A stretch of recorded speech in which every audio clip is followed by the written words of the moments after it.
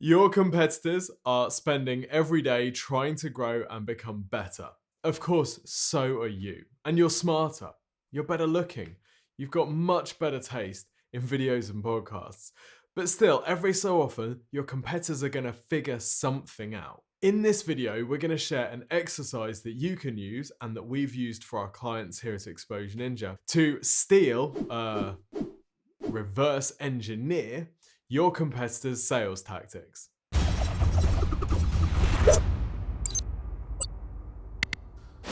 You do know that saying, right? Good artists steal, great artists reverse engineer. And by the way, we're actually making two versions of this video. This one is all about lead generation businesses. So if the point of your website is to generate leads for your business because you offer a service, this video is for you. We have another version which is for e-commerce businesses. And of course, whilst there's loads of crossover and lots that each one can learn from the other, we wanted to make separate videos for each because there are some things which are very specific. So whether you are an accountancy firm, a solicitor's firm, or you're one of the many digital marketing agencies following this video, we see ya. Winking's never really been my strong point. This is for you. Anyway, that's quite enough of the quirky presentation. Let's go. Alrighty then, competitor sales analysis. For lead generation businesses, analyzing your competitor sales funnels is going to be more than just digital marketing. Yep, I said it. It's going to take more than just watching a whole bunch of Exposure Ninja videos about conversion rate optimization to learn everything that your competitors are doing in their sales funnel. So in this video, we're going to be leaving the safety of the website analysis world and actually diving into what their sales process is and how you can analyze each step of the sales route. Buckle up, mes enfants. A quick example, just so we all know what we're talking about here. I want you to imagine that you have a house surveying business, right? So before you move house, you pay someone to go around and have a look and check that it's not about to fall down. In that type of business, the sales journey might look something like: go onto Google, type in chartered surveyor, open 2 or 3 tabs from the results that come up, and then start looking through each of these. You're probably going to take some sort of action on maybe 2 or 3 of these websites, become a lead, give them a call, whatever they're asking to do, and then you're going to see what happens and hope that at least one of them doesn't drop the ball enough for you to become a customer. Now let's talk very briefly about one very important element of this, which is the call to action, the lead capture piece.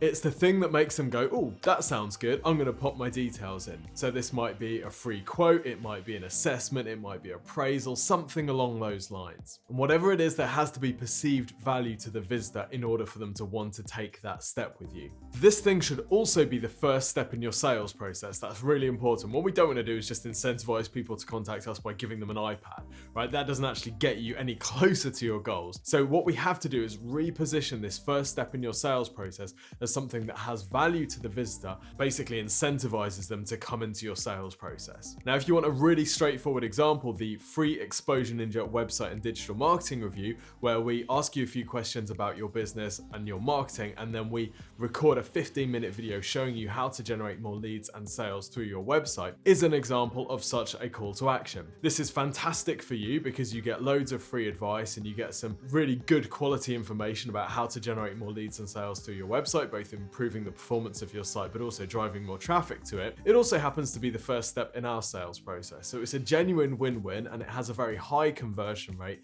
in that lots of people that visit our site request that thing from us. So with that being said, let's get into the process of analyzing your competitors' sales routes. Now, for the benefit of this, we're going to be breaking down the sales process into really 5 key areas. Number 1 is how this offering, this lead capture, this call to action thing is presented to website visitors before they land on your site. Yes, that's right. We're talking about how we present this offer to people before they even get on your site. We'll talk about this in just a minute. The second thing that we need to analyze with your competitors is how they're presenting this offering on their website itself. The third thing that we need to look at is what happens when someone requests that thing. So what's the follow-up process that happens? The fourth thing is what happens during the sales meeting, the quotation, whatever the thing is where somebody pitches you on something and you make the decision or not to become a customer. And the fifth item in the sales process is what happens, the follow-up process that happens for people that aren't qualified, i.e. if someone doesn't become a customer during that sales meeting, what happens, what's the follow-up? So we're going to be going through each of these 5 elements in turn. I'm going to be giving you some suggestions on how to analyze your competitors. I'm also going to be sharing some of the feedback and some of the observations that we've had running this process for clients over the years in case you don't have time to do this for yourself. Okay, let's talk about the first element, which is lead capture and how this is presented before someone visits the website. So the first thing to think about here is when somebody searches for a business like yours on Google, what do they see? Well, typically they're going to see a bunch of ads and a bunch of organic results, which on the whole are kind of written to blend in.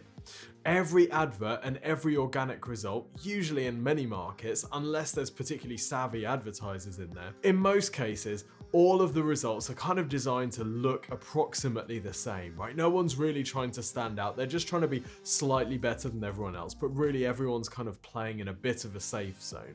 Now, because the customer who's searched for surveyor or chartered surveyor or chartered accountant or whatever the phrase might be, they're in the buying process. If someone's searched for the thing that you offer, they are already in the buying process. So it's our job as marketers to get them onto our site. It's our job to get something in front of them which makes them want to click on our website. These are typically going to be the most qualified potential buyers that we could get. So how do we actually do this? Well, we do this by offering them a compelling reason for visiting our website in the advert text or in the meta description in the search results page. Let's look at an example. In this example, we're searching for Chartered Surveyor Bristol. This is someone who's in the buying process, right? So they're not searching this for a laugh, they're searching this, they have commercial intent. So what do we see? Well, we see 4 ads at the top and then we see the organic results. Pretty standard search results page. Now remember, our job as an advertiser or as a business that's trying to get our website ranked here and get traffic from the organic results is to get me, the searcher, onto the site. So we do this by offering the visitor something really compelling. This ties into that thing that we were talking about with the conversion goal, the call to action, your lead capture piece. Whatever that first step is in your sales funnel, if you can package that in a way that's attractive to the visitor and you can start pitching this in your advert text, in your meta description, this does 2 things. Firstly, it's going to attract the people that have the most commercial intent, the people that want to do something now. The second thing that it's going to do though is it's actually going to pre-convert people. For example, by telling people get instant online estimates, what we're really doing is we're picking up the people that are looking for an estimate, so when they get on the site, what are they going to be looking for? They're going to be looking for our call to action, the thing that we want them to do on the page. So this is really important and it demonstrates the importance of having something as a first step in your sales process which is attractive, compelling to people and represents the next step in their buying journey. Now, if we look on this page, for example, we see 2 very different approaches. The ads at the top of the page, obviously these businesses are paying for every single click. We can also see that they're actually lead generation businesses. So I've searched for Chartered Surveyor Bristol and I'm not seeing here chartered surveyors. I'm seeing chartered surveyor lead generation companies. So these are like aggregator type things, and what they'll be doing is collecting my details if I fill in the form and then selling them to chartered surveyors in the local area. Their business model relies on them having a high conversion rate on their website because otherwise they're not going to be able to make the finances work. They're going to be paying too much for the lead and they won't be able to sell it for enough to make their money. So they have to have really good, well-optimized websites and very clear calls to action. So this is good. If we have a look at the organic results, what we see is a very, very different story. We see a whole bunch of chartered surveyors, which actually is what people are really looking for. But look at the calls to action. There are none. Okay, this first one, Mags and Allen, residential and commercial property chartered surveyors, from surveys and valuation to expert witness reports and rent reviews. No next step, nothing for the high commercial intent visitor to say, oh great, you know, that sounds really good. Yes, you offer broadly the thing I'm looking for, but what's the incentive? What's the next step? Here's another lead generation business or directory business it looks like. Few are surveyor partners in Bristol. Wow, try to stop me. Here we've got one, Michael Knight, Chartered Building Surveyors. Services include pre-purchase surveys and project management services. Call 0117 blah blah blah. Well, this is okay if people are happy to just take a chance and they know what the process is of engaging a surveyor, but actually they probably won't. And a lot of us millennials, we really hate the phone. So what we need to do instead is actually give people a reason to call or give them an alternative option. So what you see in these results is pretty typical amongst a lot of local businesses, is there's just no attempt to convert these leads at all. So we've got the good marketers up at the top, paying to advertise, and then we've got the businesses that are actually ranking organically. So a lot of people aren't going to click on ads, they're going to scroll down to the organic results, but what they're going to find is that none of these businesses are pushing a call to action at all. The potential customer is basically forced to choose between a whole bunch of different shades of beige. There's nothing to make any of these businesses stand out at all. So how do you win this battle? Well, of course, you use a compelling call to action. You take a leaf out of the businesses that are able to afford the most per click to advertise for this space, because they're likely to be generating the most leads. You use some of that in your site, and of course, what does that do? Well, that increases the percentage of people that are going to be clicking on your site in the search results, which may increase your ranking over time anyway. So you end up in this kind of really nice self-fulfilling cycle of happiness. So this first step is about analyzing how your competitors are presenting their offer, if they even have an offer, before someone even lands on their website. Step number 2 in analyzing your competitors' sales funnels is analyzing how they present their call to action on the website itself. Now, I'm not going to go into loads and loads of detail on this because we have so many videos about how to improve the lead capture, how to improve the conversion rate of your website, and I'm sure we'll link to them somewhere around this video. But I will give you a few tips to look out for if you're a lead generation business. Now, let's continue to use this example with the local chartered surveyors. This is one of the lead generation businesses. So this isn't a local surveyor firm. This is a business that basically captures leads and then sells them to local surveyor firms that are unable to get this right on their own website. And we see that we go straight onto a form, find the best building survey in your area, very generic. There's nothing about Bristol here at all, despite the fact that this came from a local search. I put my details in. It basically takes me through a lead capture form. Now, there are some really good elements on this page. This page really isn't great. It could be way better, but they still have all the crucial kind of elements on here.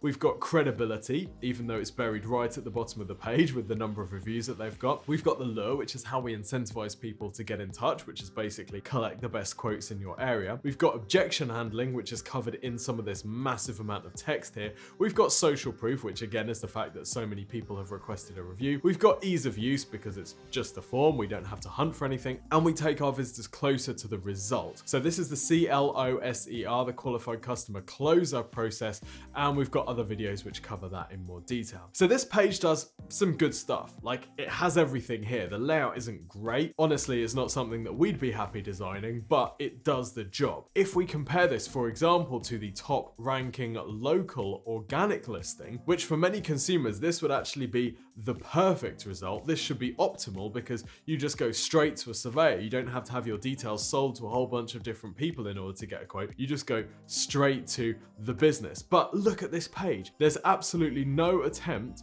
to convert me as a customer at all. This bold text at the bottom looks like a call to action. It says, if you wish to discuss the report with us after reading it, we're happy to explain. But actually, wait, I don't even have the thing yet. I don't even have the report. What's the next step? What am I supposed to do? So this would be really straightforward, just having a form on the side of the page, which asks people, fill in your details to get a quote for your survey, whatever. It doesn't have to be, this isn't rocket science. It's so basic. This is like walking into a high street store and they've taken away the cash register. They've taken away all the assistants. You just walk in and there's a whole bunch of products. Yes, some people, if they find a product, they're going to walk out to the back and they're going to yell down the hallway, excuse me, can I pay for this? But most people aren't going to go and hunt out some contact information to see if they can start themselves on the sales process because the business is completely unable to get them into that journey.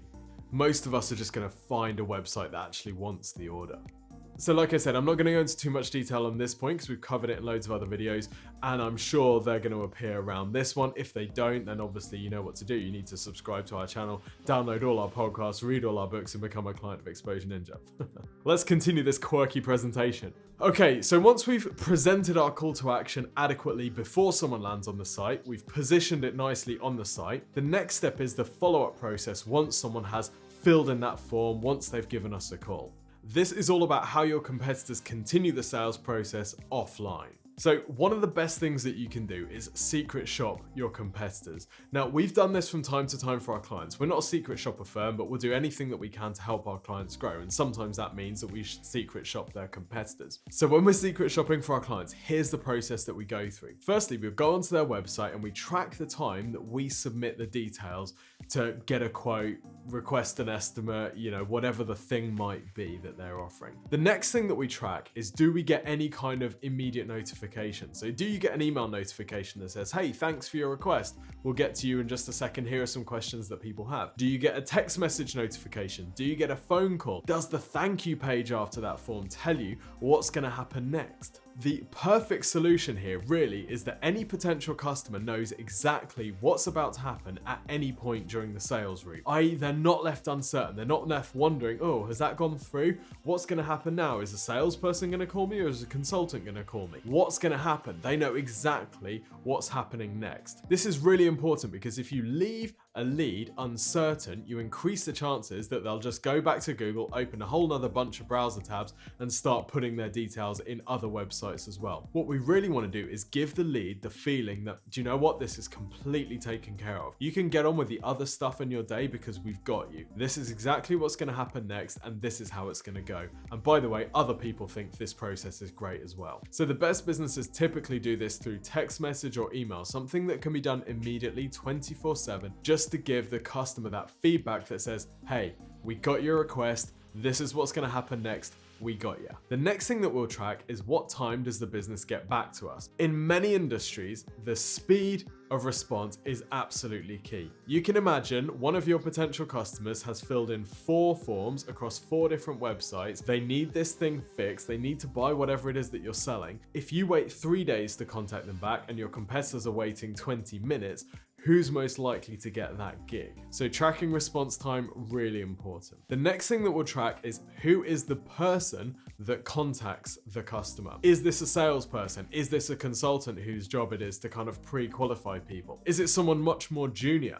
What's the script that they're using and how good is it? Now, I remember doing secret shopping for one of our clients, and I filled in the form on a whole bunch of competitor sites and also their site as well. And I got a call back from most of the other businesses, within 20 minutes or so. With our client's business, I got a call back after a couple of hours. Now, the lady who called me back was absolutely lovely. In fact, she was so lovely that she spent the entire call convincing me that I actually didn't need what they sold. This was a little bit weird because unusually for a secret shopping exercise, I was actually potentially in the market for what they bought. So little did the client know, I could have actually bought from them in that situation. But this lady had obviously decided that I was disqualified and kind of put me out of the sales process. So what came out of this was really useful for the client, because it turned out that actually the people doing these follow-up calls had very little monitoring, no real script, and really were in the wrong job, if I'm honest. Meanwhile, their competitors were extremely convincing, well rehearsed, obviously had been doing a lot of role plays, had great sales scripts, and took me along the sales process in a very effortless way that felt good. So obviously this is really key. It doesn't matter what your website's conversion rate is, if you're dropping the ball on these follow-up calls, you're not going to be maximizing the revenue that you could be generating from your website traffic. As you can see, it doesn't matter what your website's conversion rate, if the sales team that's doing these calls,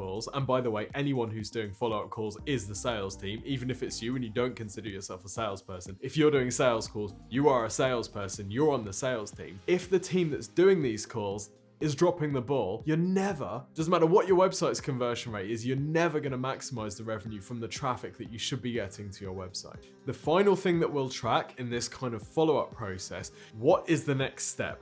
Is the person convincingly selling the next step? Is this a in-person meeting? Is this a virtual video call? Is this another phone call with someone else in the business? Is it a quote or a proposal? How is this presented? Is it just sent over via email? Is it a PDF? So you're basically going through the sales process as a potential customer, looking at how this initial consultation, how this initial meeting is conducted. Before we go into the last couple of tips, if you've enjoyed this video and the quirky presentation, and you love geeking out on digital marketing, we share pretty much everything that we learn at Exposure Ninja, working on hundreds of businesses' digital marketing every year through these videos and our podcast. So feel free to subscribe to the channel, and each week we will inject fresh digital marketing knowledge and observations directly into your brain. And of course, if you want help generating more leads for your website, then you can go to exposureninja.com and request the free website and digital marketing review. This is awesome. All you need to do is tell us a little bit about your business and your marketing goals, and we will analyze your site, your competitors, and then we'll record you a 15-minute video showing you how to generate more leads through your site, whatever business you're in. It's completely free, there's no obligation, and there's no catch. Although if you're a digital marketing agency, please stop requesting the digital marketing review. We're not going to be doing it. You should be able to analyze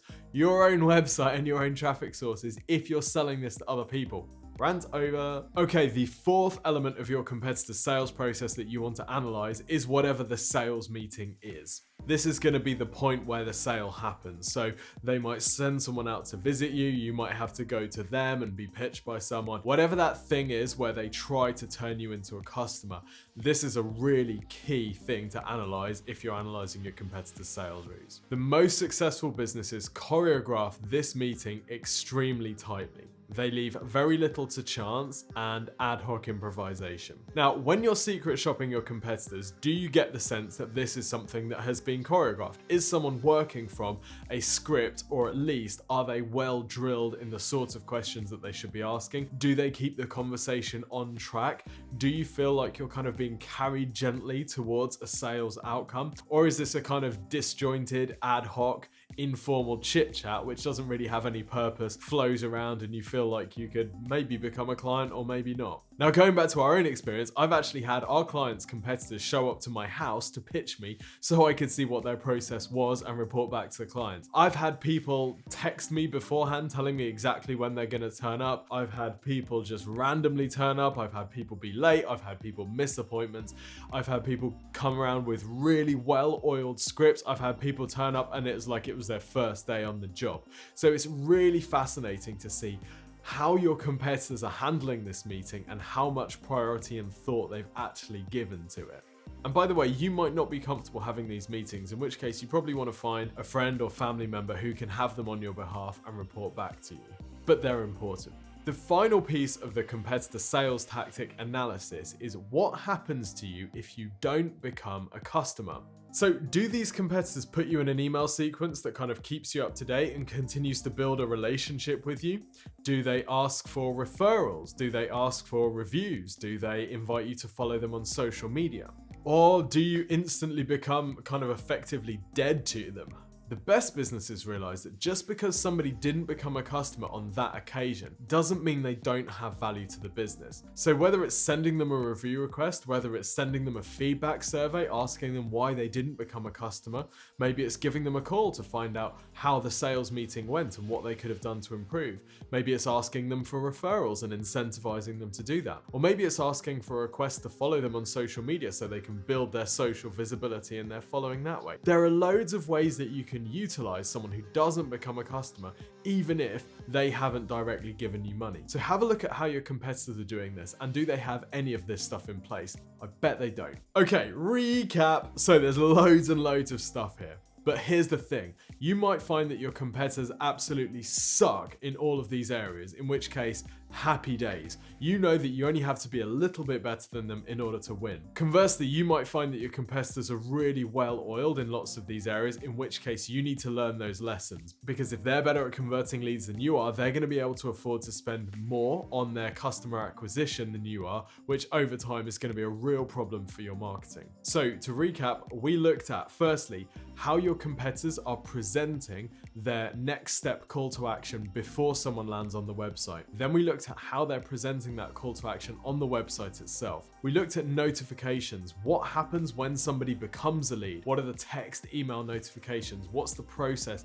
that starts to happen? Then we looked at what the sales meeting looks like. How well choreographed is this? How scripted is it? Then finally, we looked at what's the follow-up process for people that don't become a customer, and is there any attempt to monetize them or utilize them in a way that helps the business grow, even though they didn't become a client in that particular occasion. So I hope you found this useful. This is such a fascinating area and so few businesses spend any time on it, which means there's massive leverage for those that do. Remember, if you enjoyed this video, then click subscribe and subscribe to all the other Exposure Ninja videos we post every everything that we learn about digital marketing and helping our clients' businesses to grow. Also, don't forget to request your free website and digital marketing review from Exposure Ninja. It's genuinely awesome, and you'll also be able to see how the process works as well.